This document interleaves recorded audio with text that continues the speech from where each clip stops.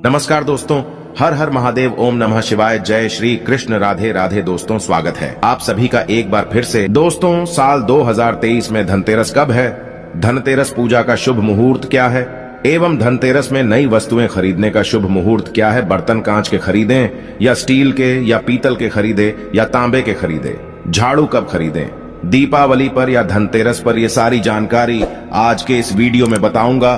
तो इस वीडियो को अपने सुनहरे जीवन को बेहतर बनाने के लिए, चमकाने के लिए इस वीडियो को पूरा जरूर देखना। आज मैं भगवान धन्वंतरि की सौगंध खाता हूं, अगर आप धनवान ना बन जाएं तो मुझे बताना, आपकी खाली झोली खुशियों से भर जाएगी। भगवान धन्वंतरि और माता लक्ष्मी आपके जीवन में ऐसा परिवर्तन लाएंगे जो आपको जिंदगी भर याद दिलाएगा कि ऐसा धनतेरस सभी के जीवन में आ जाए। धनतेरस पर अगर यह एक चीज आपने खरीद ली तो दुनिया की कोई भी महाशक्ति, दुनिया की कोई भी ताकत आपके भाग्य को बदलने से रोक नहीं पाएगी, करोड़पति होने से रोक नहीं पाएगी। सच्चे हृदय से पूरा वीडियो जरूर देखना। हर साल कार्तिक माह कृष्ण पक्ष की त्रयोदशी तिथि को धनतेरस मनाया जाता है। पंचांग के अनुसार इस साल 10 नवंबर 2023 को दोपहर 12:35 से धनतेरस की शुरुआत होगी और 11 नवंबर 2023 को दोपहर 1:57 पर इसका समापन होगा। धनतेरस पर पूजा का शुभ मुहूर्त शाम 6:20 से शुरू होगा, जो कि रात 8:20 तक रहेगा। त्रयोदशी तिथि प्रारंभ 10 नवंबर 2023 को दोपहर 12:35 से शुरू होगा, जो कि अगले दिन 11 नवंबर को 1:57 में समाप्त होगा।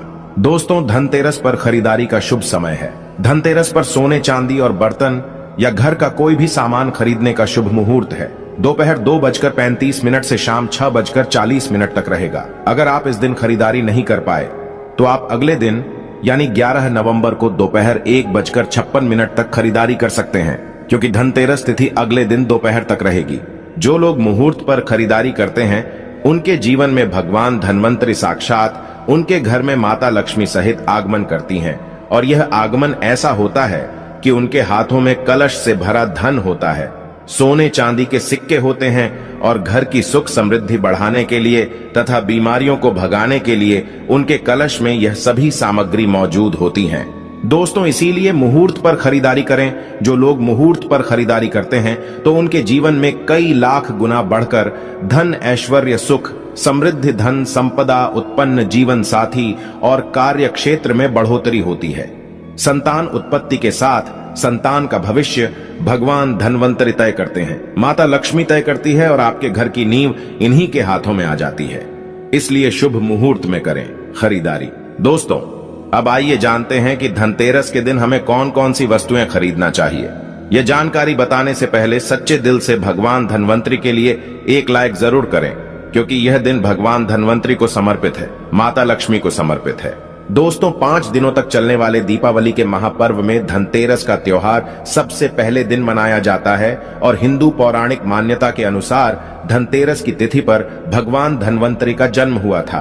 भगवान धन्वंतरि को आयुर्वेद और अच्छी सेहत के देवता के रूप में पूजा जाता है। दिवाली पर धनतेरस के दिन भगवान धन्वंतरि की पूजा करने से जीवन में सुख, समृद्धि, ऐश्वर्य और अच्छी सेहत का आशीर्वाद प्राप्त होता है। साथ ही इस दिन खरीदारी करना भी बहुत शुभ माना जाता है। धनतेरस के दिन हर तरह के शुभ कार्य प्रारंभ किए जा सकते हैं। इस दिन विशेष रूप से सोना और चांदी के आभूषण, नए बर्तन आदि खरीदे जाते हैं। धनतेरस के दिन इस प्रकार की विशेष चीज खरीदने पर मां लक्ष्मी जी का आशीर्वाद मिलता है।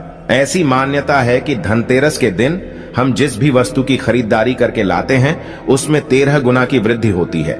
इसलिए आपको ध्यान रखना है कि कोई भी ऐसी गलती ना करें, ऐसी वस्तु खरीदकर ना लाएं जिससे कि अशुभता आ जाए। यह चीजें कौन सी है, खासकर मैं आज की वीडियो में आपको बताऊंगा कि आपको इन 13 विशेष चीजों में से आपको कुछ ना कुछ वस्तुएं खरीदनी ही चाहिए। अगर आप सभी 13 वस्तु ना खरीद पाएं तो इनमें से जो भी आपका सामर्थ्य है वह वस्तु आप घर पर खरीद कर ला सकते हैं। धनतेरस के दिन मां लक्ष्मी जी, कुबेर देवता और धन्वंतरि भगवान की पूजा करने से घर हमेशा धन, धान्य, सुख, सुविधा और वैभव से भरा रहता है। दोस्तों धनतेरस के दिन जो लोग सोने चांदी से बने हुए आभूषण या सोना चांदी ना खरीद पाए, उन्हें भी ऐसी कुछ चीज अवश्य ही खरीदनी चाहिए। सबसे पहले वस्तुएं हैं झाड़ू। धनतेरस के दिन नई झाड़ू खरीदना बहुत शुभ माना जाता है, विशेष रूप से लाभकारी माना जाता है। झाड़ू को मां लक्ष्मी जी का प्रतीक माना जाता है। इस दिन जो व्यक्ति आर्टिफिशियल प्लास्टिक की झाड़ू खरीदते हैं तो उसके घर में साक्षात राहु केतु चले आते हैं और ऐसे घर को कंगाल और बर्बाद बना देते हैं। आप किसी और दिन प्लास्टिक का झाड़ू खरीदें, लेकिन इस दिन राहु केतु का आगमन घर में कभी मत होने देना, नहीं तो भगवान धनवंतरी उल्टे पांव वापस हो जाएंगे। देखिए, इस दिन राहुकाल भी रहता है और जब एक बार आपके घर में राहुकाल का प्रवेश हो जाए तो भला वहां पर माता लक्ष्मी और धनवंतरी देवता का आना वर्जित है।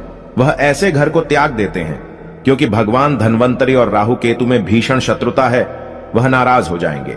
देखिए, इस दिन ऐसा माना जाता है कि नई झाड़ू से धनतेरस के दिन पहले पूजा करके फिर उसका प्रयोग करने से घर की सारी नकारात्मक ऊर्जा दूर हो जाती है और घर में सुख समृद्धि का वास हो जाता है। दोस्तों, अगर हो सके, सामर्थ्य हो तो धनतेरस के दिन एक झाड़ू का गुप्त दान करना चाहिए।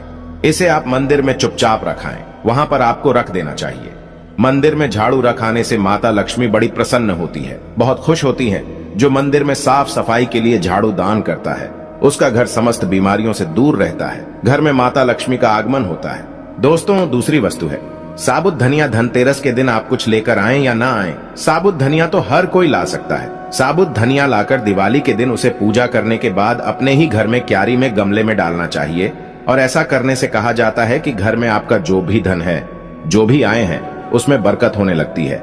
अगर आए दिन अनावश्यक रूप से खर्च होते हो तो उसमें भी रोक लग जाती है। देखिए, मैं भगवान धनवंतरी की सौगंध खाता हूँ, अगर मात्र 11 रुपए का धनिया खरीदते समय जब आप घर में लेकर आए तो घर में जाने से पहले उसमें एक सिक्का जरूर डाल देना।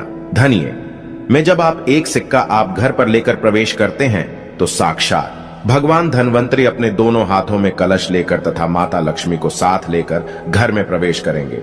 यह शास्त्रों में प्रमाणित उपाय हम आपको बता रहे, यह उपाय कभी खाली नहीं जाता। दोस्तों, इस दिन नमक भी खरीद कर लाना चाहिए।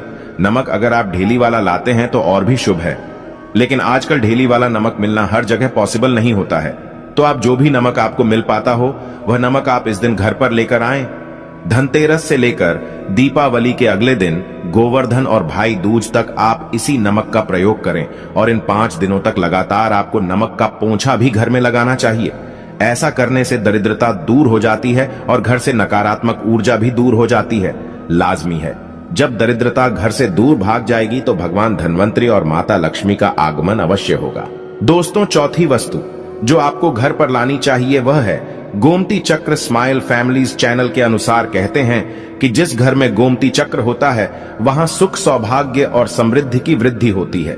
गोमती चक्र घर पर रखने से वास्तु दोष भी कम होता है और घर परिवार में किसी भी सदस्य में आत्मविश्वास की कमी हो तो धनतेरस के दिन गोमती चक्र लाकर उनके हाथ से पूजा करवाकर फिर बाद में आपको इन गोमती चक्र को अपने मंदिर में या फिर धन रखने के स्थान पर आपको रख देना चाहिए। ऐसा करने से जो भी संबंधित परेशानी है वह दूर हो जाती है।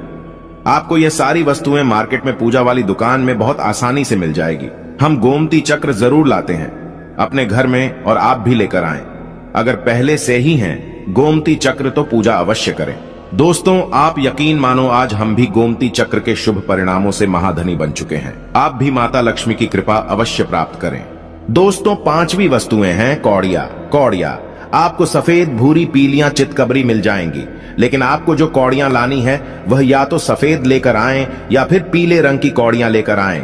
कहते हैं जिस घर में कौड़िया होती है वहां पर मां लक्ष्मी जी हमेशा वास करती हैं। कौड़िया लक्ष्मी जी को आकर्षित करती है, इसलिए आज के दिन आप 5, 7, 11 या 13 कौड़िया लाकर आप चाहे तो धनतेरस की शाम को या फिर दीपावली की रात को उनकी पूजा करके रोली, अक्षत, कुमकुम अर्पित करके फिर एक लाल कपड़े में बांधकर आपको अपने घर में जहां पर भी आप धन रखते हैं वहां रख देना चाहिए। हमारे घर में भी कौड़िया रखी हुई हैं और हम इनकी पूजा करते हैं। आज हम भी धन ऐश्वर्य से माला माल हो चुके हैं। माता लक्ष्मी ने हमें करोड़पति बना दिया है। आप भी कौड़ियों की पूजा तथा घर में कौड़ियां जरूर लेकर आएं। कौड़ियां आप शंख में भी रख सकते हैं, बहुत ही शुभ माना जाता है। शंख में पानी जरूर डालें और फिर कौड़ियों को उसमें डुबो दें। हर साल आप इन्हीं पुरानी कौड़ियों की पूजा कर सकते हैं। हर साल आपको कौड़ियां खरीदने की आवश्यकता नहीं है। यदि आप नई कौड़ियां खरीदना ही चाहते हैं तो पुरानी कौड़ियों को अब जल में प्रवाहित कर दें। पुरानी कौड़ियां जल में प्रवाहित करने से माता लक्ष्मी क्रोधित भी नहीं होती, उल्टा आप पर गंगा मैया प्रसन्न हो जाती हैं। गंगा जल में कौड़ियां अर्पित करने से, जल में विसर्जित करने से गंगा मैया का आशीर्वाद मिलता है और माता लक्ष्मी भी धनवान बना देती हैं, प्रसन्न होती हैं। दोस्तों, स्माइल फैमिलीज चैनल में छठी वस्तु है श्री यंत्र। श्री यंत्र खरीदते समय देख लीजिएगा कि उस पर सभी चिन्ह, सभी जो भी निशान होते हैं वह अच्छे से अंकित होने चाहिए।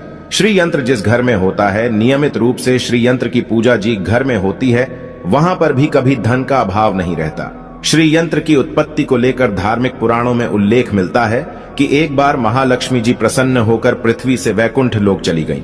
माता के रुष्ट हो जाने से धरती पर समस्याएं प्रकट हो गईं। ब्राह्मण और महाजन बिना लक्ष्मी जी के निर्धन हो गए। दोस्तों, तब ब्राह्मणों में श्रेष्ठ वशिष्ठ मुनि ने निश्चय किया कि मैं लक्ष्मी जी को प्रसन्न कर पृथ्वी पर वापस ले आऊंगा। जब मुनि वशिष्ठ बैकुंठ में जाकर मां लक्ष्मी जी से मिले तो उन्हें पता चला कि मां लक्ष्मी जी तो अप्रसन्न है और वह किसी भी स्थिति में पृथ्वी पर आने को तैयार नहीं है। तब वशिष्ठ जी ने वहीं पर बैठकर भगवान विष्णु की आराधना शुरू कर दी। नारायण ने प्रसन्न होकर मुनि वशिष्ठ को अपने दर्शन दिए। वशिष्ठ जी ने श्री हरि विष्णु से कहा कि हम पृथ्वी पर बिना लक्ष्मी जी के बहुत दुखी हैं। हमारे सारे आश्रम उजड़ गए, धरती पर वैभव खत्म होने वाला है। यह सुनकर भगवान विष्णु वशिष्ठ मुनि को साथ लेकर मां लक्ष्मी जी के पास गए और उन्हें मनाने की कोशिश की, लेकिन फिर भी मां लक्ष्मी जी नहीं मानी। तब उन्होंने कहा कि मैं किसी भी स्थिति में पृथ्वी पर वापस जाने को तैयार ही नहीं। जब चारों दिशाओं में मां लक्ष्मी जी के पृथ्वी पर वापस न आने की बात फैल गई, तब देवताओं की गुरु बृहस्पति जी ने एक युक्ति सुझाई। उन्होंने कहा कि अब श्रीयंत्र साधना ही एकमात्र उपाय बचा है जिससे मां लक्ष्मी जी को धरती पर आना ही पड़ेगा।